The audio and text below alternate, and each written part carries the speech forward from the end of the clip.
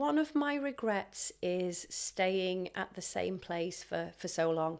So I stayed at Step Change for 20 years. Now, there's nothing wrong with Step Change, just to be clear. It's a great organisation that does good. But I was in my comfort zone, and I stayed there because I was possibly, maybe it was the imposter syndrome, too afraid to go out and see what else there was, and too afraid to think about whether I would be successful somewhere else. So talk to me about Flutter. What is it that you do there day to day, and why do you love it? Love working at Flutter. Love working in the tech industry. So day to day, every day is very different, but essentially my role is to lead a tribe of software engineers, developers, testers, business analysts, to deliver great products for our customers. Do you code? Have you always loved tech? So no and no. Great. Yeah. We love that. Talk to us about your history and how you got to where you are.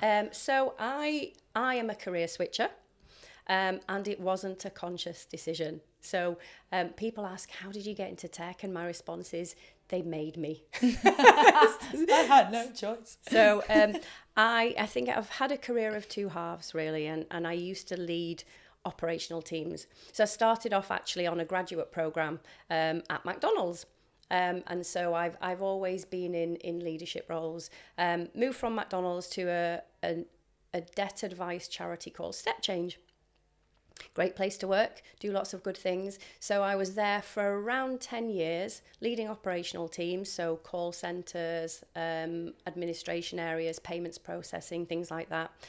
I went in for my end of year review with the chief operating officer, and she said to me, right, there's not much more you can learn within the role that you're in. So how about you take on this new role? You need to stretch yourself. You need more breadth. If you're going to move upwards, you need to have done more things. You need to grow. So a little bit like I was saying a couple of minutes ago about learning different languages and having more breadth. That way, her view was, okay, you need to learn more, not just pigeonhole yourself in operational roles if you want to be a COO, if you want to be a CEO. So she said, how would you like to take on this failing IT department? Now, she didn't say failing, but I knew it was. And I went, ugh! So she probably saw me looking like a rabbit in headlights at that time. And I didn't know what to say. I said I'd think about it. I went home and cried. Oh no, they want me to take on this failing IT department. And I had lots of preconceived ideas. So remember, this is probably about 15, 16 years ago now. So rightly or wrongly, my preconceived ideas was, men working in the basement, not a woman in sight, people who didn't know how to interact with, with the rest of us. So I had a bit of a freak out, and I don't mind saying I cried. However, I spoke to some trusted friends, some trusted colleagues, and I went back in probably a week later and went, right, I'll do it. And that's how my career in tech started. You've got to tell us how it went. How did it go? Was it as terrifying as you thought it would be? Yeah. It was terrifying. And it's funny, I did have preconceived ideas. I think working in an operational role in call centres is very different to working with technology professionals. And I remember I used to see them coming and going as they pleased and thinking, right, I'm going to go in and they're going to start at 9 and they're going to finish at 5. And of course, that sort of discipline is really important when you're scheduling people to work on the phones and they have to be there at a certain time. It's very different to when you're working with more empowered IT professionals. Mm-hmm. And I realised after I watched for a while, okay, maybe they come in at 9:05 and they leave at 10:55, but they work through their lunch every day. It's a completely different mindset. So what did I do? I went in on day one and I made a conscious decision to watch, to learn, to observe, and not make any rash decisions, because I would have looked stupid if I'd have made the rash decisions about timing and things like that. So sat, watched, learned, got to know the leadership team that I was working with. And I remember I took them to an off-site and I thought, right, I need to get them on site or not. I need to understand where their heads are at. So I took them to an off-site at a hotel. We planned out a full agenda. I made it very clear, because I'm not sure whether they were clear, that that department was viewed as poor performing. And that we all had a job to do together. And are you with me? Because we can do this. We can turn this around. We can be different. Or is this a point that you know that you want to leave? You're not with me on this. And they all went, yeah, Joe, we're with you. And it was brilliant. And we worked together to turn things around. And actually, what's interesting is, of the 5 people that were on that team 15 years ago, 3 of them work with me now at Flutter. Wow, you've taken them with you. I have, yeah. That's a great story. And I think you touch on something really important there, because when you've been given a new opportunity, the imposter syndrome creeps in and you feel like you really have to justify why you're there.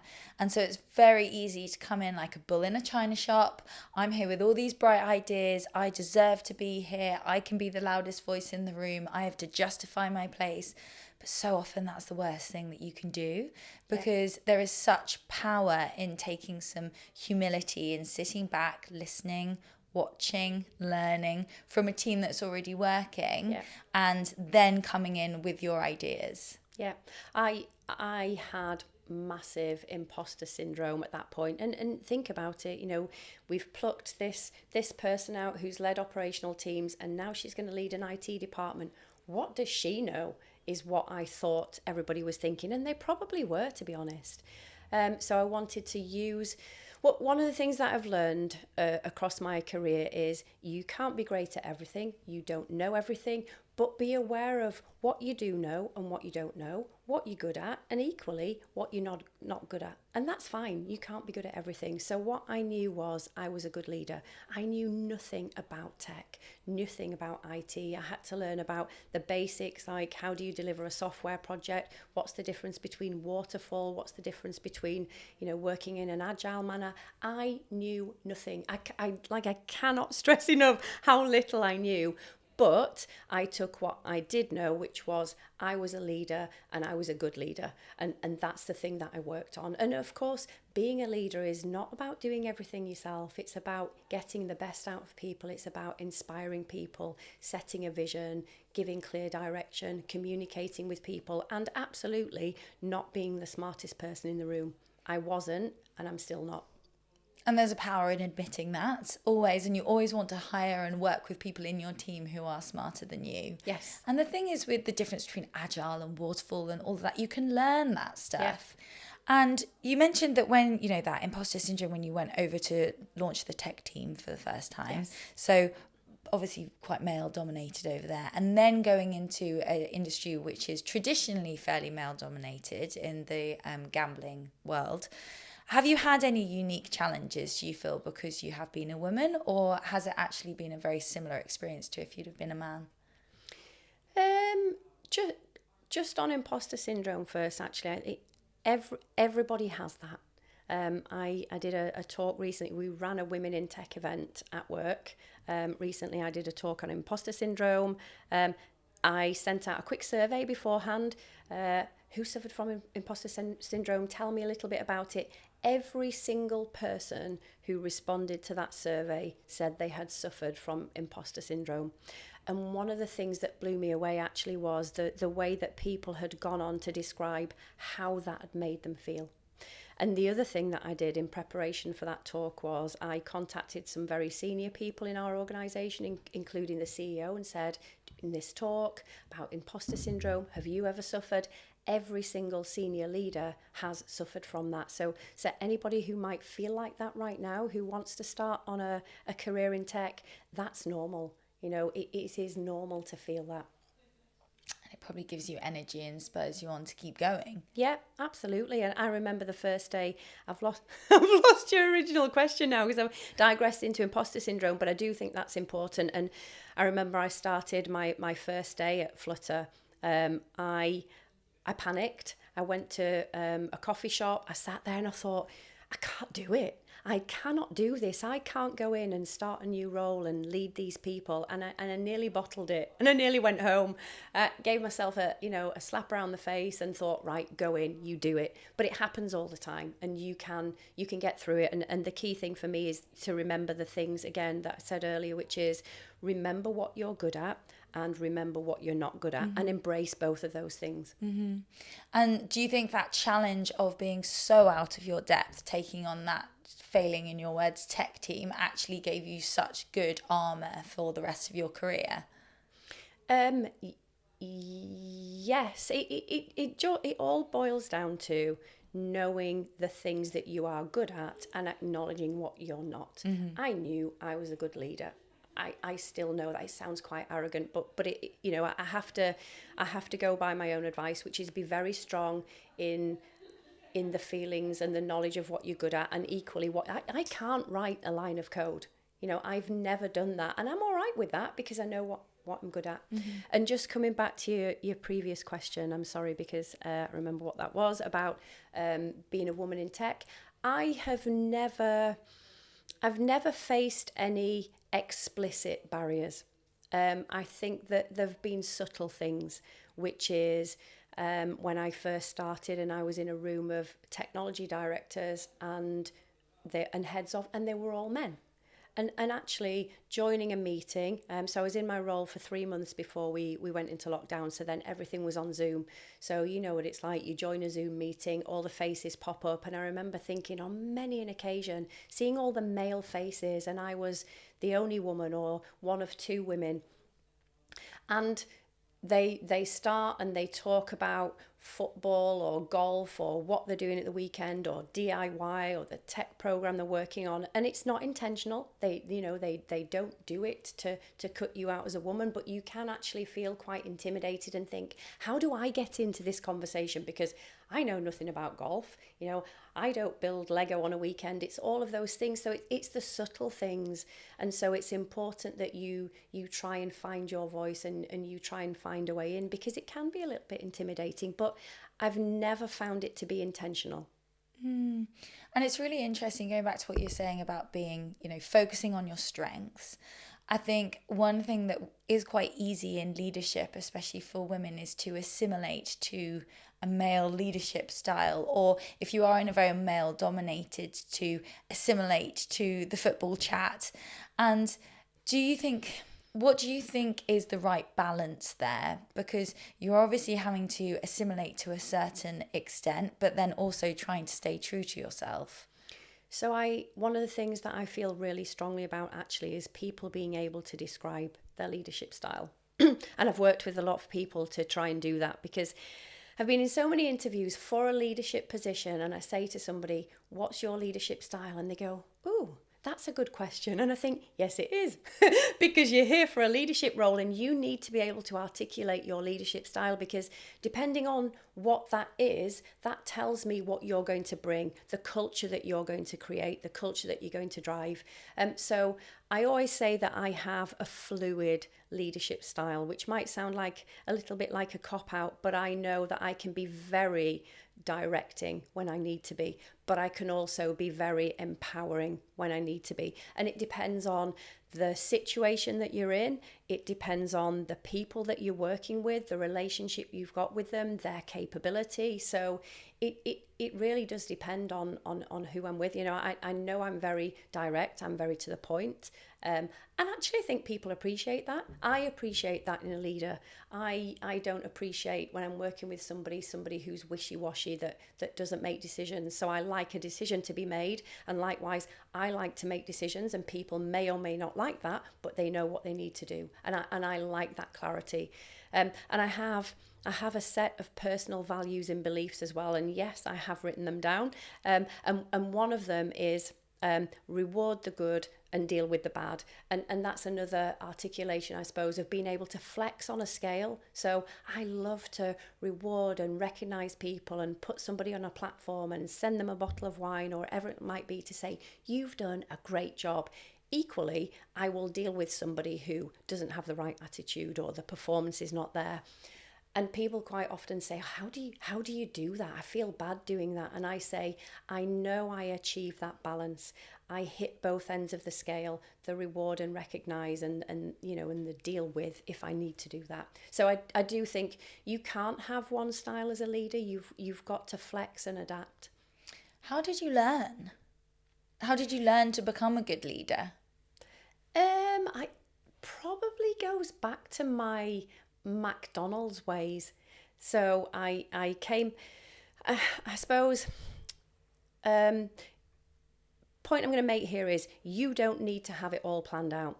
I left university, I did a degree in business studies with French, and I finished, and I was frightened to get a job. I didn't want to start, and I remember crying. So there's a theme. I cry a lot, and do you know what? That's okay. The theme is that you are successful, you get offered an opportunity, you feel like you can't do it, you cry a bit about it, and then you say, I'm going to do it, and then you're good at it. Yes. Yeah. So I finished my degree. I didn't get a job for about 18 months because I was scared to do it. And I remember having this conversation with my mum because I thought, the job that I start in, that's going to be my job forever. I don't know why I thought that, but that's what I thought. And I wasn't ready to start my forever job. And I remember my mum saying, no, get a job and that will take you somewhere else. And then you'll get another job. And people change jobs all the time. And I remember thinking, oh, really? I can leave. Yeah, I can move on. So I applied for lots of different graduate schemes, and the one I got on was the McDonald's graduate scheme. Lots of interviews to go through that process, and I remember they really grilled you, excuse the pun, they really grilled you on, you're going to be making burgers, you're going to be leading people who make burgers. How are you going to explain that to your family and your friends? Are you going to be embarrassed? There was lots of questions around that. So I got onto the graduate program with McDonald's, and it was brilliant. And everything started with muck. So and it might have changed now, but you had a muck pension, you could buy muck books, you went to Hamburger University, which was their training centre in London. And they really invested in leadership. Right. And some of the things that I learned then carry me through now, many 20 odd years later. I still go by the things that I learned. I was disciplined, I was schooled in how to be a leader. And people want to buy into it, don't they? They want to feel like they are part of a tribe, and what every tribe needs is a tribe leader. And I think the feeling of, how are you so hard on people, or don't you get worried? And it's like, actually, people need a decisive leader, and they want to feel like they've got a strong person at the helm. I want to come back to one of the things that we were talking about earlier, which is how much safe gaming is a priority at Flutter. For creating a safer environment to bet and game online, I imagine that diversity is quite important in that area. So I think diversity is important in all areas, and just to go back to the point about Flutter, we want to lead the industry in customer safety and trust. We invest lots of time, money, people in making sure we do that. We also invest lots in diversity. So yes, we want representation across all areas of the business. And that's one of the reasons that we work with Code First Girls. You want to go into work every day, and you want to be inspired by people who look like you, and you want to see people being successful who look like you. And coming back to the point I made earlier about joining a meeting on a Zoom call with 18 other people, only one of which was a woman. Actually, you want to see more people in those roles. You want to see that diversity of thought. You want to be able to chat with other people like you. And I've got a great boss. My boss is a woman. And so I love looking up and seeing you're a successful woman. That's what I can be like. And one of the great things I like about her as well is she is real. She takes, she makes sure she takes the time to go home and see her kids. She makes sure that when she's on holiday, she completely logs off. And that's great, because seeing that means it's okay for me to do that. And I know when I do that, then other people see that and think, okay, Jo does it, it's okay for them to do that. So having that diverse representation in the business is really, really important. Agreed there. So you've had an amazing career, and it sounds like there have been lots of moments where you have jumped in with both feet into things that you felt maybe you weren't capable of, and then you've gone and surprised yourself. Yes. Is there anything that you would have changed, or anything you would have done differently? Yeah, I think one of my regrets is staying at the same place for so long.